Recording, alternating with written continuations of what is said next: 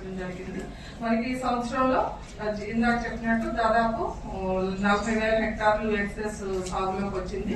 అలాగే మనకి ఖరీఫ్ లో వచ్చిన మోన్సా సైక్లోన్ వల్ల కూడా మనకి క్రాప్ పోవడం బాగానే ఉందండి. అలాగే వ్యవసాయ పంట రుణాల ప్రణాళికలో మనకి 8% ఇవ్వడం జరిగిందండి.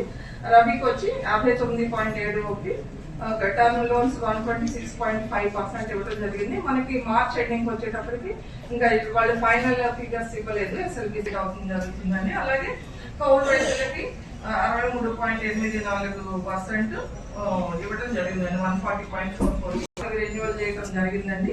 ఈ సంవత్సరం కూడా మేము టార్గెట్ అచీవ్ చేస్తానికి మాక్సిమం ప్రయత్నాలు చేస్తున్నాము. అలాగే మనము పెట్టి కౌలు రైతులను ఐడెంటిఫై చేసి మా వ్యవసాయ శాఖ ద్వారా వాళ్ళకి రెవెన్యూ శాఖ ద్వారా రైతులకి 199.5 కోట్లు ఇప్పుడు పంపిణీ చేయడం జరిగిందండి.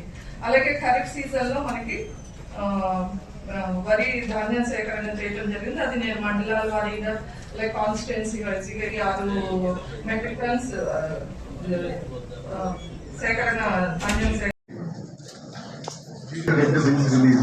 బిల్స్ కనుక ఇప్పుడు ఈ సమ్మర్ టైంలో ఏప్రిల్ మే నెలాఖరు లోపల we will try to get some of these bills release sir. పైన ఫైనాన్స్ లో